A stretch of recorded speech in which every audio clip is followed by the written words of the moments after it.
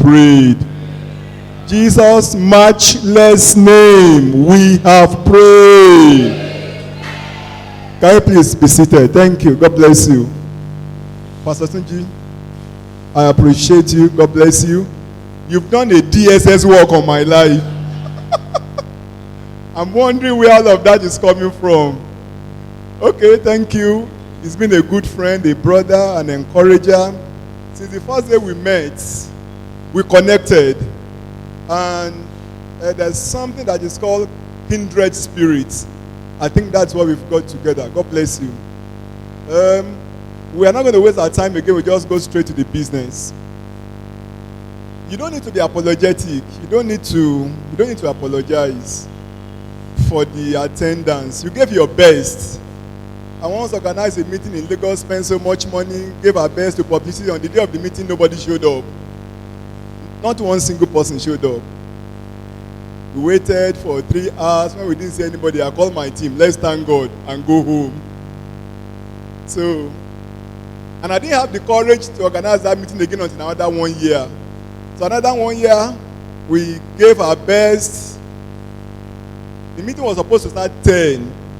And I was still in Mowe by 9. I said to myself, Itashe last year, I'm going to Kukurero. And by 9:15, one of my associates called me, Pastor, where are you? I said, I'm still in Mowe. I'm taking myself. What? People are already sitting outside the hall. The hall was filled. It was to start by 10. By 9, the hall was filled up. People were already sitting outside in the rain. So, I'm already used to this kind of thing. And I'm sure that next time it's going to be better and bigger. I hope we are recording the message. I'd like to have a copy for myself and for people who are not here. Okay, how many of us are married? Can I see your hand? How many of us are engaged? Okay, so it's fair that I should speak to singles and the youth. And that's what I'm just going to do. Okay, I'd like to tell you that relationship is crucial and critical to our life and destiny, as you all know. What's more, the day you were born into a relationship. I hope you know that. At least if we are not sure of the father, we know your mother. We know you have a mother. We may not be able to tell who your father is, but we know we can tell who your mother is. You have a father. Okay, so you probably have a brother. You probably have a sister. Okay, so all of us are what we are in the context of relationship. I'm a father because I have children. I'm a husband because I have a wife. My wife is a wife because she has an husband. And all of those stuff. So all of us are what we are in the context of relationship. Is it true? Good. The day you were born again, you were born into a relationship. I hope you know that. Yeah. 1 Corinthians chapter 1 and verse 9. God has called us into a relationship with his son, and he will do it. Okay, so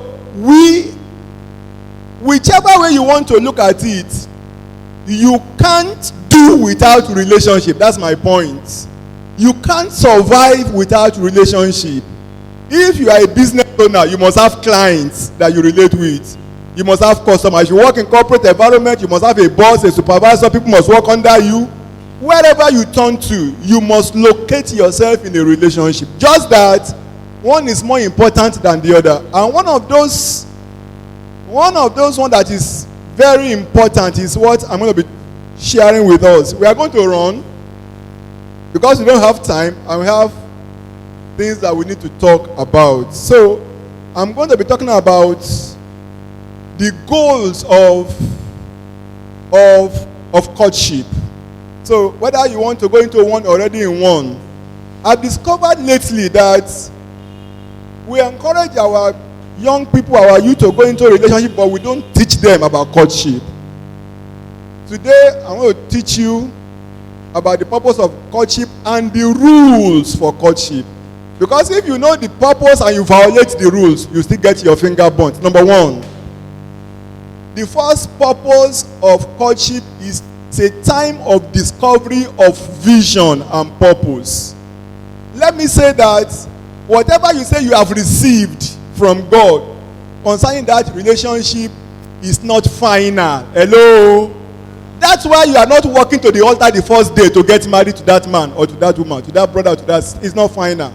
Actually, everything you say you have received, God spoke to you, you had a dream, a vision, you had a revelation, and all of those. You saw the two of you fetching water from the well.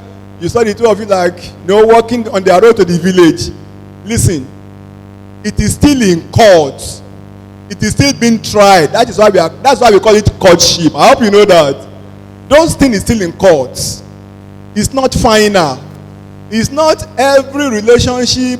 It's not every courtship relationship that ends in marriage. Is it true? That's number one. Number two, even if it's going to end in marriage, there are things that you need to know. There are things you need to do.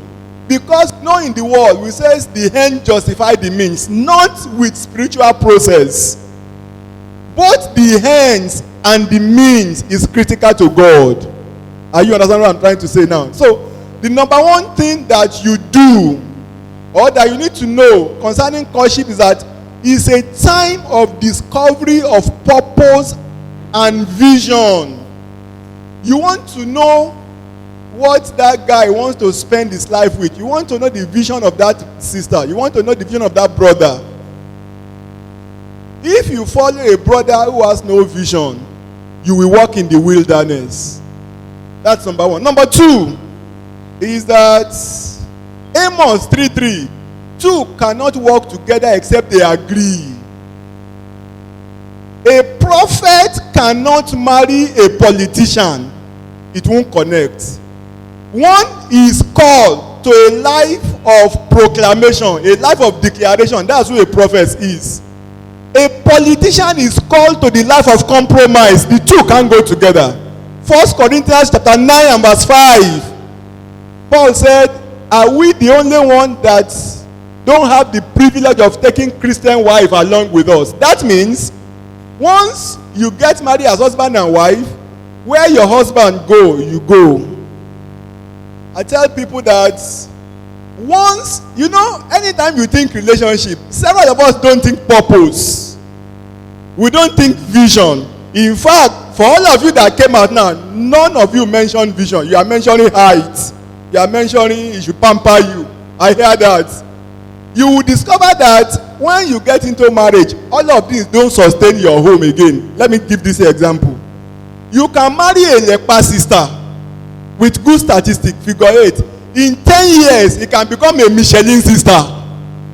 It can be an honorable sister. What do you have to do with that? you will send her away because, I want to marry her. So, statistics change. What do you think? Oh, it does. It does. It does. So, you discover that several things that you are thinking will not sustain your marriage for a long time apart from vision and purpose. So when you are thinking about marriage, you are thinking about sex. Very soon, you'll be tired. Even if the man touch you, you say, Chauffeur Pamini, you want to kill me? Even if the sister touch you, say, whoa, I'm tired. That's all your dream. I remember a cousin of mine, he said, hey. I said, okay, I'm waiting. I got married and now he hardly will have time for sex again. He goes to work, come back, he's going to write his professional exams, and he's sleeping in church, he's sleeping. The wife say, Pastor Femi, I better talk to my husband. Come on, I don't even see him again. I say,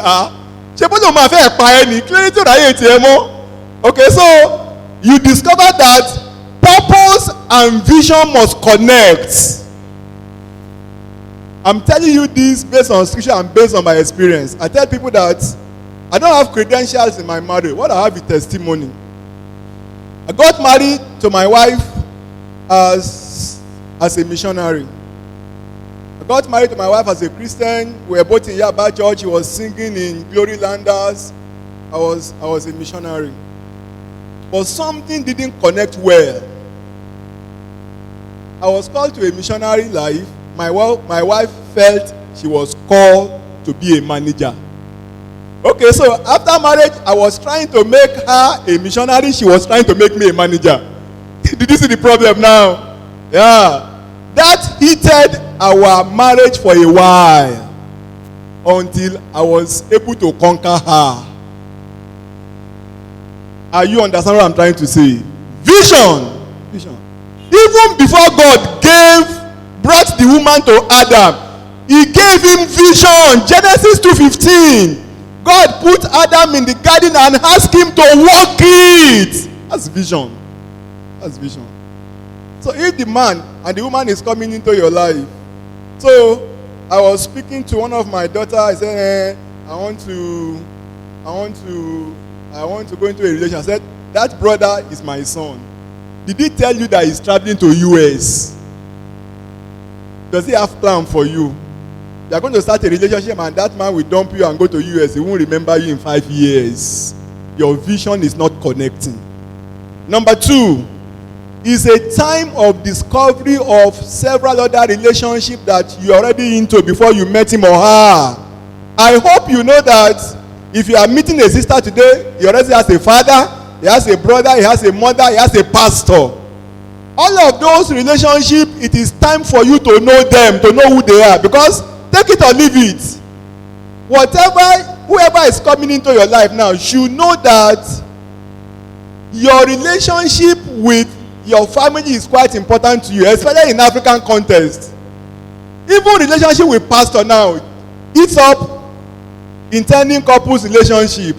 Okay, so know who's been in their life before you met them, or else they can scatter your relationship. Are you understanding what I'm trying to say? The servant of Abraham, God commissioned him to go and look for a wife for his son. And when he got to that place, Genesis 24:48, he met Rebekah. The first question he asked her is, who is your father? Who is your father? Who is your father? Verse 53, Genesis 24:53. Then he brought out the gift that he came from with Abraham and gave to her and to her mother and her brother.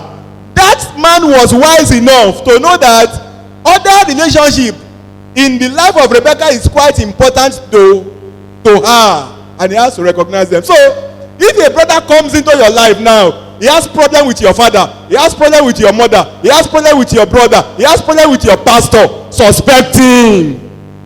Are you understand what I'm trying to say? People who are very important to you, who are crucial to your life, people who had earned their say in your life.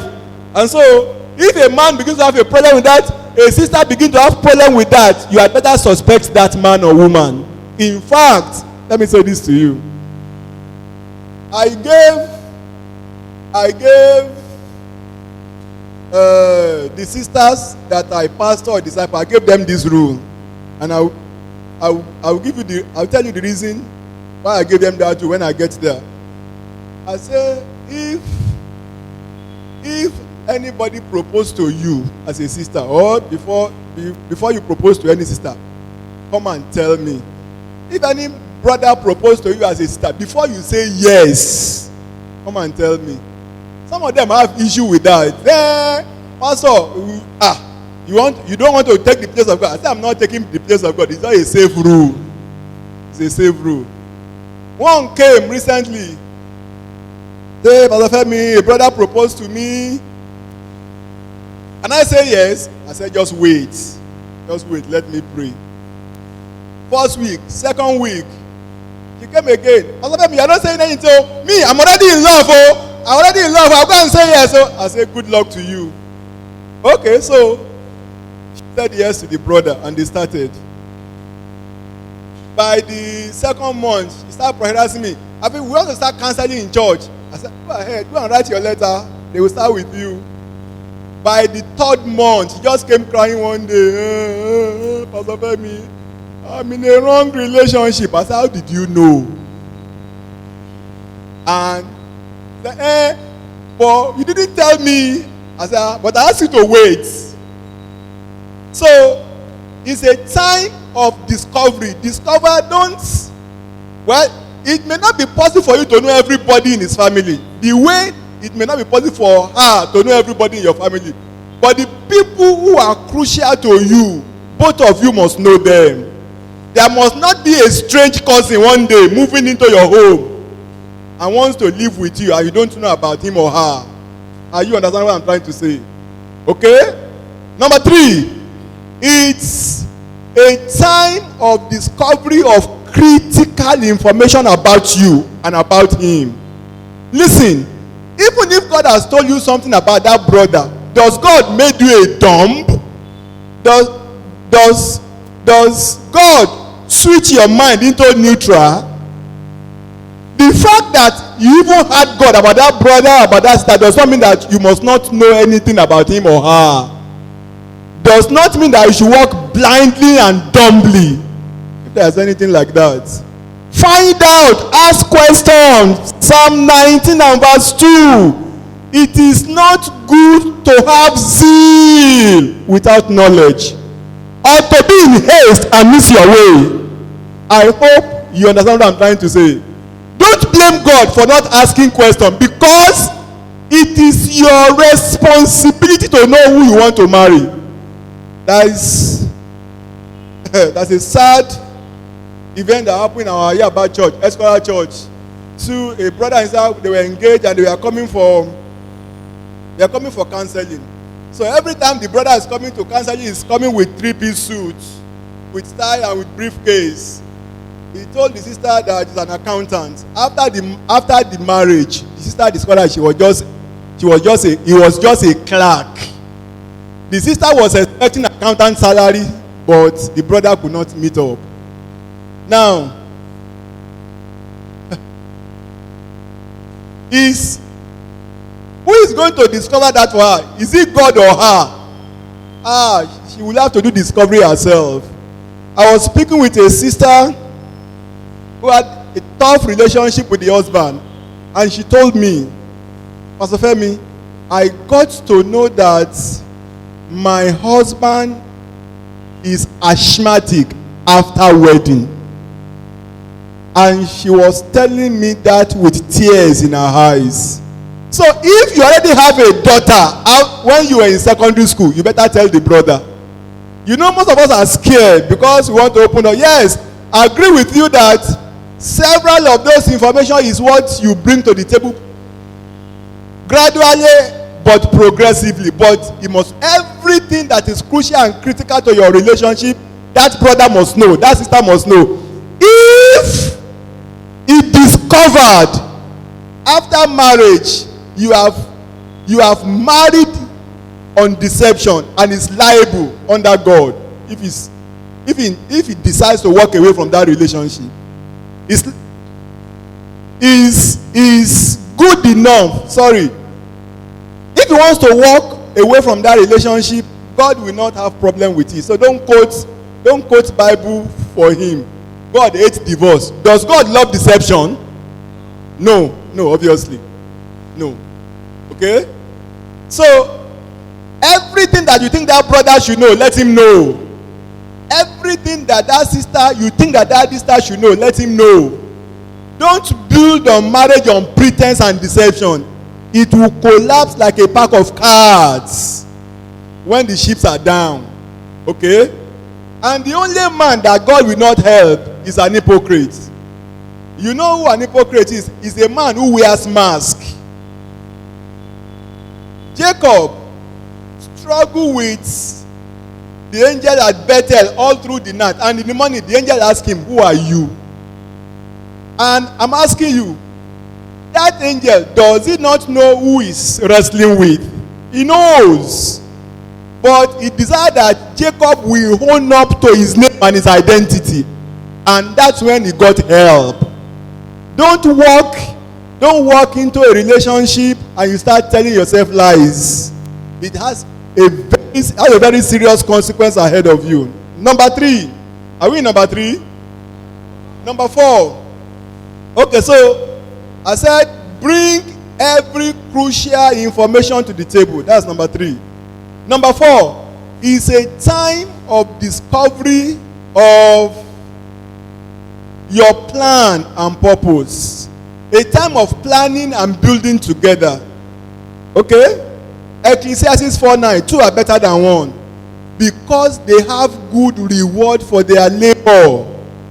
You will have to begin to test out your plan. You will have to begin to test out if you can actually build your life, you can build your destiny, you can build your ministry, you can build your vision with this man or with this woman. You have to begin to test that out. Because if you are not testing, that's eventually what you are going to come to the marriage and do. When you are coming to that marriage, you are going to come and bring your money, bring your grace, bring your gift, bring all of the investments of God into your life, into that home, into that marriage. And you will have to be sure that the man and the woman at stake is not the one that will waste your resources. It's not the one that will waste your gift. It's not the one that will waste your life. I hope you know that there are some men, when you marry them, they are not going to help you to get to your best potential in life, to maximize your potential in life. I hope that you know there are men like that. Okay, so that's how you begin to discover it. So if during courtship the man is shutting you down at everything, is shutting down your vision, shutting down your plan, shutting down, say, well, I'm an OND holder, I want to go back to my HN. Say, well, why do you need to go back for HND? Should be a half masters. You have to cover it now. Once I have master, I don't cover you. You don't need to go back for your HND. Suspect that kind of brother. A time of building and planning together, we call it test out the resourcefulness of both of you. Listen, a relationship is designed to be a blessing, not a burden. The moment a relationship becomes a burden, it becomes a bondage. Hello? Proverbs 18:22. A man who finds a wife has done what? Find a good thing. It's a blessing, not a burden. Not a burden. If you marry somebody who become a burden to your life, you're already in bondage and you will need deliverance. Now, this is what I mean. So everywhere, every time you are trying to tackle an issue, the brother is telling you, "Whoa, mi o mojare, I can't think about anything now." You know, he just can't bring a solution to the table. He can't think through a problem. What kind of brother is that? Every time a sister, you are in courtship, you are in a relationship, every time the sister is coming, what is bringing to the table is problem. What is bringing to the table is request.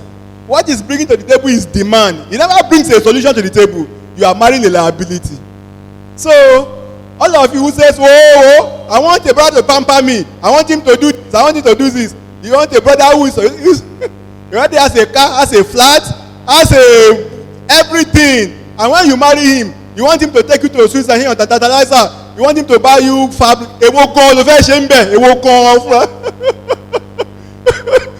which one do you want to do? You just want to come and listen. Listen to this. Genesis 2:18. It is not good for Adam to be alone. I will make him a body for him. Is he a body? Who? A helper. A helper. That's what you have to say. You are not become a baby doll. They are carrying all around the street because you want somebody to pamper you. Listen, God is sending you to that brother as a helper, not as a burden. As a burden. And so, even brother must test it out whether this sister is resourceful. Forget the speaking in tongues. It doesn't connect sometimes. That a sister is singing in the choir very well does not mean that he is going to be a resourceful wife. I hope you know that.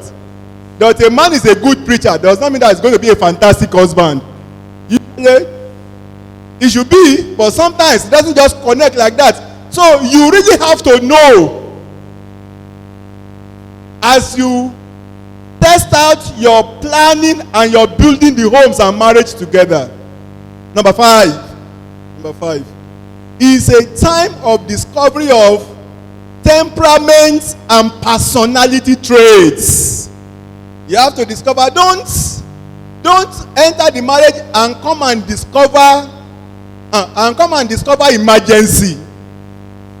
I've discovered that several single married a stranger that they don't know. Yes, you may not be able to know him totally during your courtship period, but there are things that you must not ignore. There are things that you must discover. Okay? A dirty sister will not be a neat wife. Hello? You are not talking. Because what you are as single is what you carry over into your married life. Does wedding change anybody overnight? No, it doesn't. A violent brother will not be a gentle husband. What? Tí o bá yẹ pé wọ́n ní mi ìbá ti 480 NC, you just suspend that hand. When you marry, that hand will come down. Are you understanding what I'm trying to say? Yeah, it will come down. So say, if it's not for the love I have for you, I would have given you dirty slap now. Example lórí yẹn is showing you his traits. You know what a trait is? Something somebody is likely to do. A regular attitude is a regular response to the challenge of life. And when you see those signals, don't ignore it. Don't explain it to yourself. Inú ló kàn bí ni. Well, good luck to you. But you see, you really have to discover who you want to marry. After 5 years of my marriage, one of my wife's friends told her, do you know that your husband is a shy person? He said, no way. My husband is not shy. And don't preach. My husband will preach everywhere over the place. So she came back home. Ngbo, you are a shy person. I said, are you just getting to know that? He said, what? But you preach. I said, that's anointing, no? Naturally, I'm shy. If I drop this mic now, you will have to bring me out. So, and I'm wondering, it took an outsider to get my wife to know that I'm naturally a shy person. One of my missionary sister I've worked with her, she came to me one day that she's older. She was older. I think she's late now. She was older. So a man proposed to her. Or maybe she's even the one that proposed to the man. I don't know which is which. Okay, so but I told her, let's test this out. Let's test that thing out. Let's get to discover that brother. But before I know what's going on, we got married to the brother, and the brother moved to her home. In 3 months, she almost died. Only for her to discover that the brother was not born again. He was a drunkard and adulterer. She was beating her black and blue. 1 month of their marriage, that she lost the pregnancy. She never came out of that experience till she died. So, if you take time to know the man and the woman you want to marry, it's good enough than trying to discover them in marriage. Because you are now come to begin to manage emergency. That's what you are going to come to begin to do in that relationship. Okay, so like I said, a courtship time is a time of building and planning together. Number six. A courtship time is a time that you discover the brother and you discover the spiritual foundation of the brother and the spiritual foundation of that sister. In fact, for me, that's very crucial. It's very crucial and critical. Well, I agree that some of you said, well, it must be a Christian. But how are you sure? The church today, at best, is a mixed multitude. Brother can speak in tongues in church today and they are not born again. I hope you know that. They have already learned the rhyme. Hello? Okay. You meet a brother in church who proposed to you, the name is John. He speaks in tongue, raps in tongue, he even toasted you in tongue. So what do you have to say to that? And his name sound fine. John Paul, 2 spiritual people in the Bible. But you are praying about that brother, and the Holy Spirit said, do not be unequally yoked with an unbeliever. I said, no, it can't be John. Don't get do now. In fact, I want to the pastor me go. I hear you. You will have to test every brother and every sister's spiritual foundation. Excuse me. The brother, the sister who got married to Brother Cain will be part of his course. I hope you know what I'm trying to say. Yeah. So if a brother is under a course and you marry him, you're going to be part of that course. You will need to test out the spiritual foundation. 1 Corinthians 3:11. There's no foundation anybody can lay except that which has been laid, which is Christ Jesus. Test whether that man is standing, whether he's in Christ or just in church. Because there are a lot of people in church and they are not in Christ. Hello? What is the, and there are specific things you need to probe. So, one of the sisters that I pastor brought the brother he wants to marry. That's the first thing I do. I said, let me have a chat with him. Casually, I just said, tell me about yourself. Started parroting his mouth. I then redeemed. I said, okay. Tell me about your spiritual profile. Told me how you got born again. But, you know, as he was speaking and praying, God revealed this brother. When he finished, I just asked him, how many times have you backslided? That question jolted him. That, Pastor Femi, I'm not expecting that you ask me. I said, now tell me the truth. When she finished and that sister came, sister said, Pastor Femi, I'm not sure I'm going to marry that brother again. Okay. If you can't probe the spiritual foundation of that brother, bring him to your pastor. Do yourself some good. Accountability is a safety net. Anybody, any brother or sister who does not want somebody to watch over his life and relationship is just an accident waiting to happen. Now, the brother or the sister you want to get married, if you get married to him, will you still be hiding him? So why are you hiding his brother now? Why are you hiding the brother? Why are you hiding the sister now? One of the sisters that work with me, very closely with me, I see a brother coming to visit her every day. Well, maybe not almost every day, almost every week. So I called her one day. I said, what's in between you and us? Daddy, there's nothing, no. Nothing. Okay. After about 3 months, I called her again. What's going on between you and this person? You think I will mean to it, I will not tell you. I said, okay. I'm just curious. I'm sorry. I'm sorry. I'm sorry for intruding. One day, he just came. December 23rd, I remember that year. And just broke the news to me. Pastor Femi, I'm traveling to the village tomorrow. I said, to do what? He said, I'm going for my traditional wedding. I said, your what? Traditional wedding. Excuse me, with who? That man. Which man? Before I slap you now. Which man? The man you've been asking me. I said, so... But I asked, he said, but I was not sure that. I said, oh, you are sure now, a day to your traditional wedding. Bye-bye. Now, why are you telling me? So I can give you my blessing. I said, I won't do that. I'm not going to release you to a brother I don't know. You're on your own.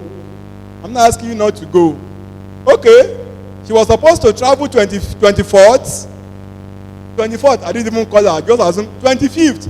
I came to the office. I came to do some preaching in town. So I visited and I met her looking gloomy. I said, Oga, what happened? What are you doing here? You're supposed to be married now. Yesterday. I said, I didn't see him. I said, you didn't see who? Didn't see who? Have you called? He said, I've called him. I said, tell me the whole story. He said, well, he came yesterday, 24, when we were supposed to travel. He told me that he was going to buy the box. that we are traveling with. Since then, I've not seen. I said, have you called? I said, I've called. He said, his phone is not connected. I said, one chance. You don't enter am. That was 4 years ago. I tell you, and I lie not, he has not seen that brother since that day.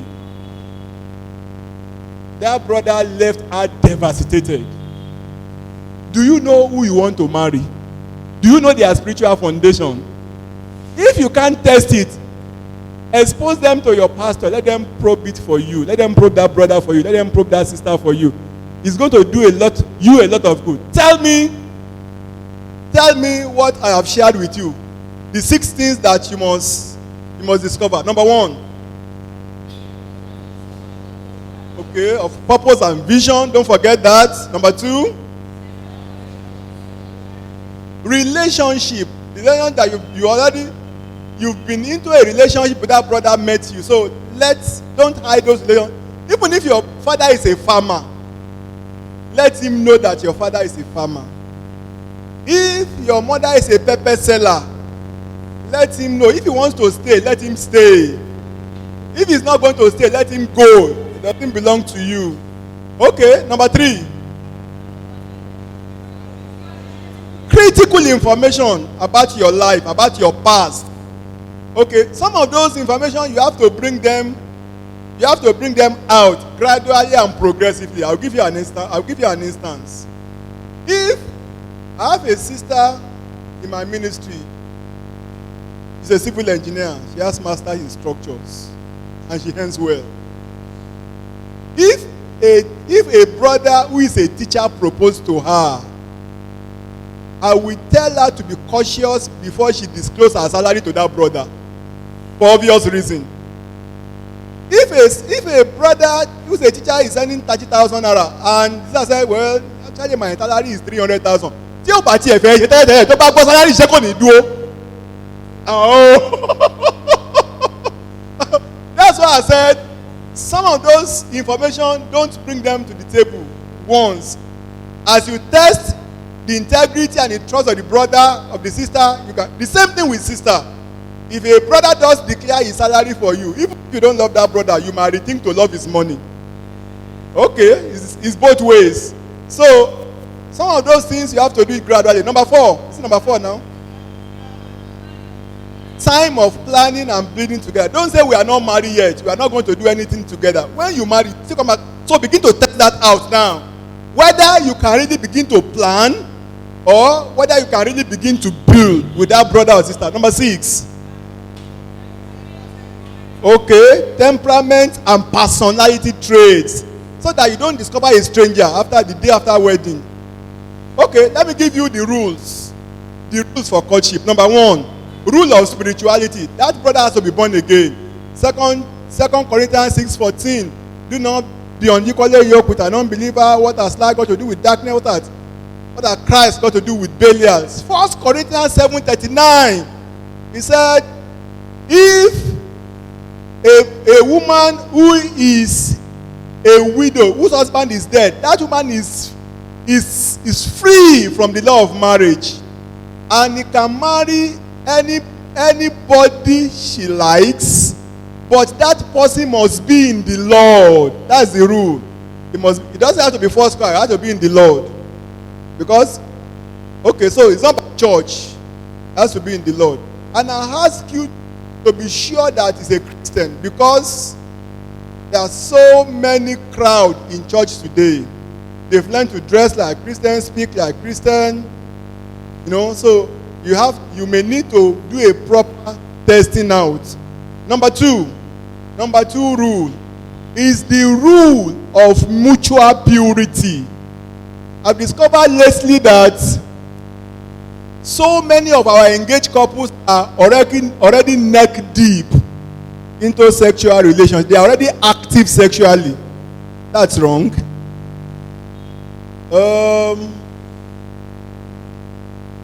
Just about 2 weeks ago, a sister walked into my house and she started crying.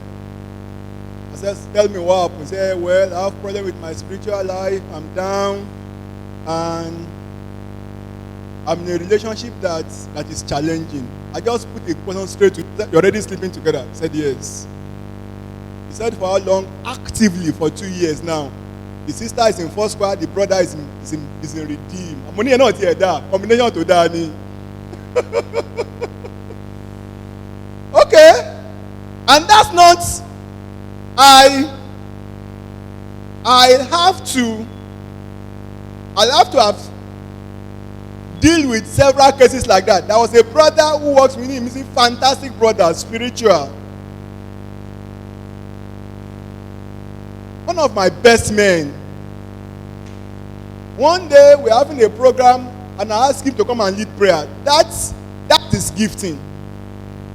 And the brother said, Pastor Femi, please excuse me. Look for another person to lead that prayer. I said, okay, no problem. Go and sit down. So after the meeting, I called him. He said, tell me, I'm giving you prayer meeting, you are not leading. What's the problem? And he broke down. Now, my point is this. That is happening not because some of you are not spiritual. You know, I told you that this brother is, he says, even after that event, he's still a spiritual brother. The problem is the problem of assumption. Number one, you felt that it could not happen. Listen, it's not true. Not true.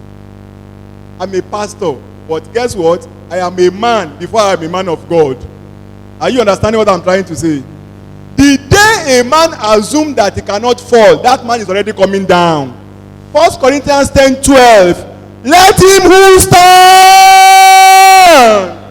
take him. That's the word. That's the 4. Sister, I know your tongue is good, but with this your assumption that you cannot fall, you will soon fall. God forbid it. Are you understanding what I'm trying to say? Bro, the way you are casual and careless with that sister, the way you are casual and careless, you are going down. Because you already assumed that it cannot happen. Who told you that it cannot happen? We are concluding in church that sex before marriage is not possible. We are already sending that signal to the people on the street. And you will need to stand and stand strong. You need to stand and stand up. You need to tell your children that it's possible. That sexual purity is possible before marriage. Hello? If it's possible, tell me it's possible. Say it again. Say it like you mean it. Listen. We live in a sex-saturated society now, like Potiphar's court, like Potiphar's house. You know that if Potiphar's wife could be running after Joseph, so many of the servants are already doing it among themselves. Is it true? Yeah. So it's a sex-saturated society that we are now. You see it on the television, you see it on the internet, you see it on everywhere. You see it on the adverts. Hello? Let me say this to you. In a corrupt Babylon, Joseph, corruption was not found in Daniel. I hope you understand what I'm trying to say. In a corrupt Babylon, corruption was not found in Daniel. May God raise you to be a generation of Joseph. So, when they are, before I pass them on to marriage committee, I make them sit down. And when I'm finishing, I say, look at me, no sex. Even if the brother says he's a pastor, I say, okay, pastor, no sex. Do you hear me? Repeat it again. I say it to threaten them if need be. And I tell the sister, the day he put the demand of sex on you, tell him that you are going to tell me. A brother says, Pastor Femi, yo, matter. I will tell her. I say, if that sister is a spiritual bastard, and I don't raise such men, I don't raise such sisters. I was at one of our district meetings speaking to the youths, and I brought the example of Joseph, how he ran for Potiphar's wife, and a brother was sitting at the back. You know what he said? He said, in fact, I'm looking for that Potiphar's wife. he will know that I am not Joseph.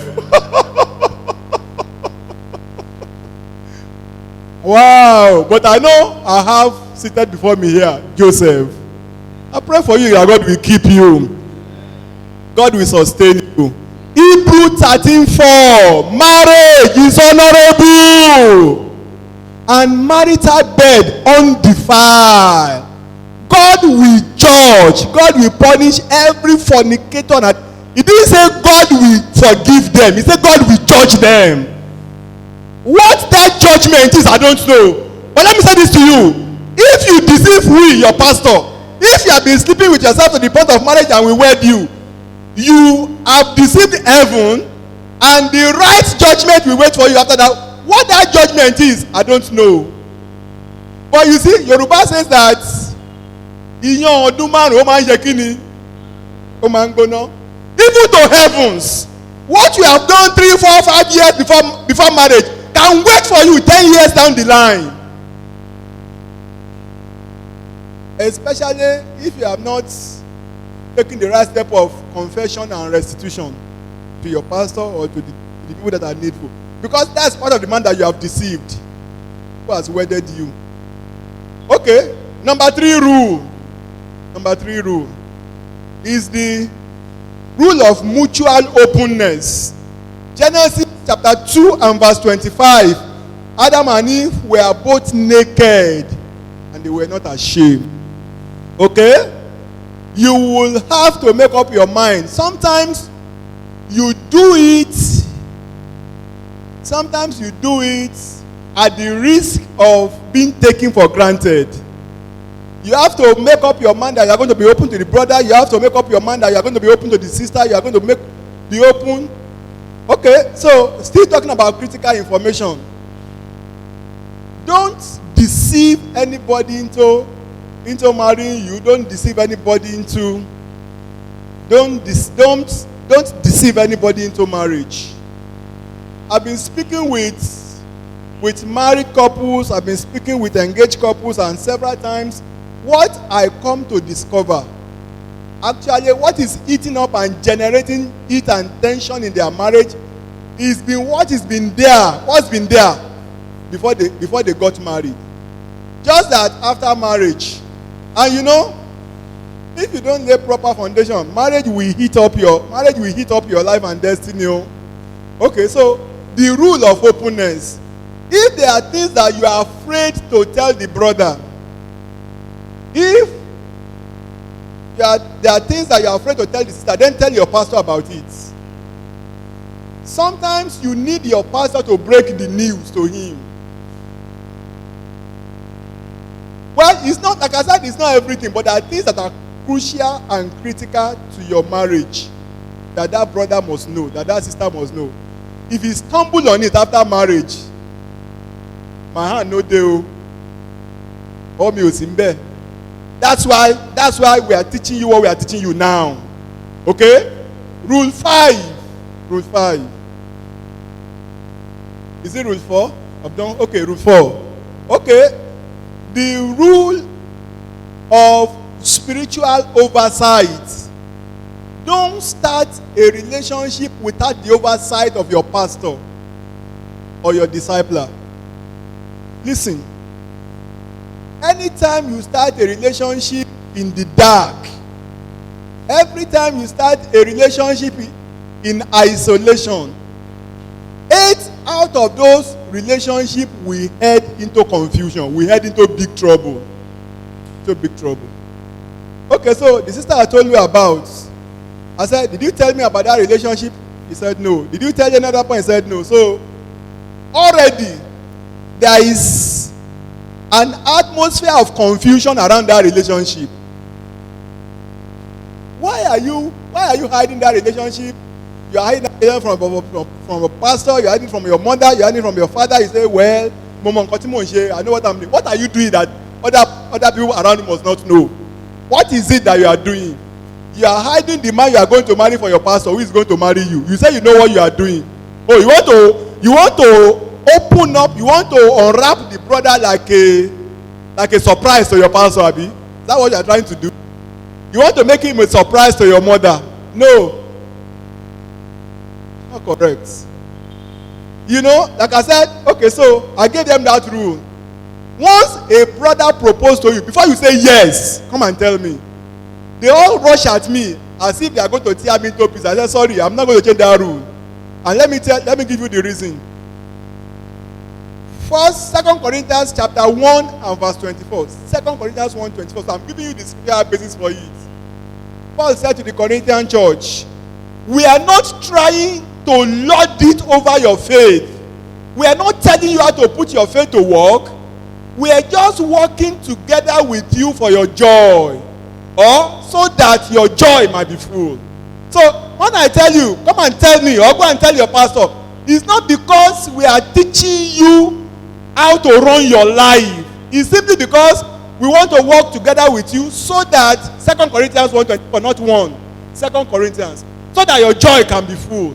That's the reason. Number one. Number two, Hebrew 13. Can we please project 2 Corinthians 1:24? 2 Corinthians 1:24. 1:24. Okay. Okay, no problem. Let's run. Good. It's not because we are trying to lord it over your faith, but we are helpers of your joy. We're just trying to work together with you. That's the reason. Number two, Hebrew 13 and verse 17. Obey your leaders and submit to them. They watch over your soul. They watch over your life. As men who will give account, make that work, make that duty a joy for them, not a burden. Make it a joy, not a burden. Because that will not be unprofitable to you. It says they watch over your soul. If you really, really want them to watch over your soul, then you have to come into the open and declare to them. Okay? Please don't violate that rule. Don't do a secret engagement. So if a brother is trying to deceive you, he probably wants to exploit your life for selfish purpose. Okay? Every relationship, every intending couple, every engagement relationship, every courtship relationship must be under a spiritual oversight. So, as they are doing their counseling in church, they are coming to my house to do another one with me. Our counseling committee, sometimes I don't trust them. They just overlook some things. I had an embarrassment lately. We got two people married. They are not attending my church, but their mother, the mother of the girl, attends my church. So he says, I want her to get married. So we started counseling for them. And I just hand them over to the counseling people. When they finish, they pass them to the ZS. One meeting with ZS called me. Tell me, I said, what's the problem, sir? He said, the two of them are not born again. I just led them to Christ now. And I almost fainted. From that day, once they are doing their counseling with the committee, I'm booking for a session with them too. Because I want to oversee their life. I don't want to miss out anything. Listen, I don't want God to carpet me for another man's problem. But imagine, because and by the grace of God won't carpet me for my life, because I'm paying due spiritual diligence to my own life too. So we are putting all of those things together to really help you. The final one is the rule of confidentiality. You will have to respect each other's privacy. Don't be checking his phone from behind. Don't be suspicious about him. I don't know how to explain it. That's number one. Number two, if there's anything that he has opened up to you, a secret he has confided you in, don't put that secret on the streets. If the brother says, sorry, I'm sorry, but my mother is a winch, though it's been delivered. The day you have child, don't say,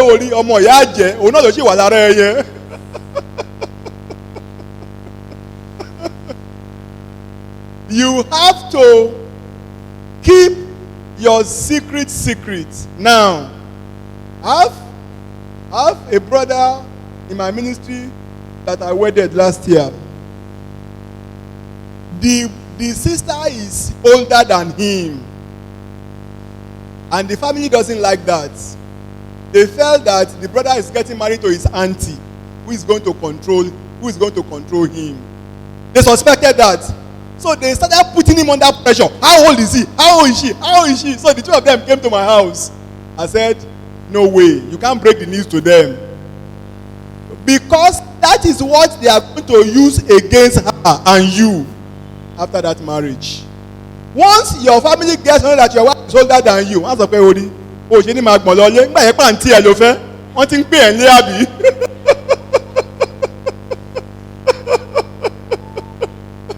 So you will have to know how to manage the stuff in between the two of you. And that's why it's got to be a man and a woman.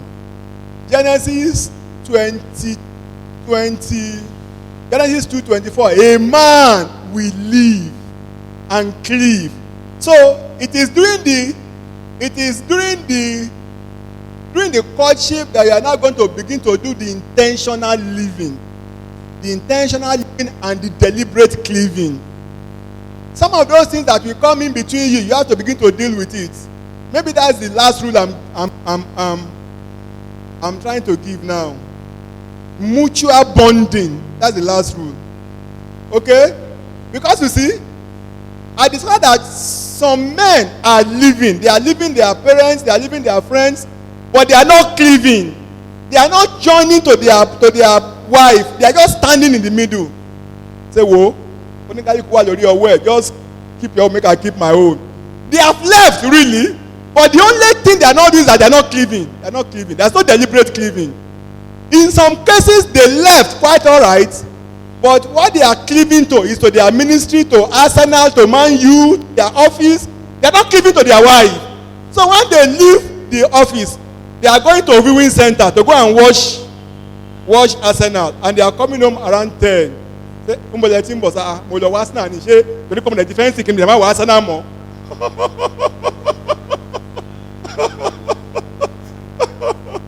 So there must be progressive bonding. There must be mutual bonding. Because if you are not doing that during courtship, that's what you are going to finally to come and do when you are done. So you have to begin to remove the impediments, the barriers, the hindrance between the two of you to cleaving, to living and to cleaving.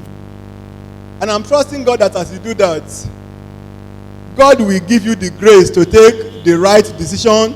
He will give you the courage to take the right step in the name of Jesus. Okay, I know you have questions. But usually I don't like taking questions before I pray. So keep your question, let me pray. Let's pray together. Can we just stand up to pray? Let's stand up to pray. I take you through 3 prayer points. Then I'll give you another call. If you are there, please come out. It doesn't matter. Little is small when God is in it. We don't have to have the old place move before God will flow. This meeting actually may be for you. Maybe for you. The first prayer, I want you to pray for yourself. Whether you are married, single, or engaged, it doesn't matter. It doesn't matter. You are going to pray. Lord, let relationship not be a burden in my life. Let it be a blessing. Can you pray that prayer over your life? Can you pray it? Can you pray it? Can you pray it? Can you pray it? My Father and my God, I pray it over my wife. I said, Lord, let my wife not be a burden to me. Let her be a blessing. Can you please pray it over your life? That every effort, every direction towards relationship, let it be a blessing and not be a bondage. I hope remember the story of Brother Abigail. Her marriage to Sister Nabal was a bondage. It was not a blessing. It was a big bondage to Sister Abigail. I kept wondering, how did that sister find herself in that relationship? 1 Samuel 25. Listen to me. Marriage can be a bondage. Can be a burden. My Father and my God, the cry of my heart is that you will help me that relationship will not be a burden. It will not be a bondage. It will be a blessing to my life. Thank you, our Father. In Jesus' mighty name we have prayed. Second prayer point, I'd like you to pray. Lord, at the point of choice, at the point of decision, let me not be deceived. Let me not be seduced. Can you please pray that prayer for yourself? At the point of making that decision, let it not be difficult for me. Lord, let it not be difficult for me. My Father and my God, the cry of my heart, the prayer of my heart, O Lua, is that you will help me to choose. Choosing will not be frustrating. I will not be deceived. Lord, I will not be seduced. I will not be confused. Can you please pray it over your life? You are believing God for a brother, and 3 brothers showed up at the same time. One is John, one is Paul, one is Chineke. How are you going to choose? All of them are doing well. You are confused at that point. I'd like you to pray. Lord, let me not be confused. In the name of Jesus. Thank you, our Father. In Jesus' mighty name we have prayed. Finally, I'd like you to pray. I'd like you to pray for yourself this prayer. The book of Ecclesiastes 4, chapter 4, verse 9. It says, 2 are better than 1 because they have good reward for their labor. We are going to pray. 2 Timothy 4:11. Paul said to Timothy, if you are coming, bring John Mark along with you because it's profitable for my ministry. I'd like you to pray. In the journey of life, send profitable relationship my way. Can you please pray it for your life? As a man, as a woman, as a brother, and as a sister, the relationship that will profit my life, that will profit my destiny, send them my way. My Father and my God, the prayer of my heart tonight is that you will send profitable men, profitable brother, profitable sister my way. Men who is going to help me to move into purpose and destiny. You will send them my way. Thank you, our Father. In Jesus' mighty name we have prayed. This other call, quickly, if you are there, don't wait to see anybody, just come. It's about you. It's not about that brother, it's not about that sister. If you are here, relationship has been challenging. I was speaking with a sister, guess what he told me? He said, Pastor Femi, pray for me. I have not been lucky with relationship. Started a relationship in our university days for 5 years. It crashed. He did another one. For another time, it crashed. And all of them, they look so good at the beginning. If you are there, a relationship is like that for you. I passed for another sister, I just mentioned her now, has master's in civil engineering, has a good job. Every area of her life functions well apart from her relationship. Is it trusting God for her? If you are in that category, I'd like you to come. As a brother or as a sister, just come. Whatever the problem is, maybe you start, you just terminate. Maybe you're already in one that is already tensed. Whatever it is, please come on, let's pray together. The final one, this rule that I share with you, if you violated any of those rules, you are just trusting that God's mercy will prevail over your life. You started a relationship, you didn't inform your pastor, you didn't inform anybody, you didn't inform your counselor, you didn't inform your parents, you started a relationship, you're already sleeping together, it doesn't matter. God's mercy can prevail over your life today. If you are bold to present yourself at the point of receiving that mercy, I'm waiting for you. If you are there, can you please come out? Let's pray together. Quickly. Father Tuji, can you please come and pray? God bless you. It's not about anybody, it's about you. Please come. Please come. Let's pray together. Let's pray together. God bless you. God bless you. Thank you.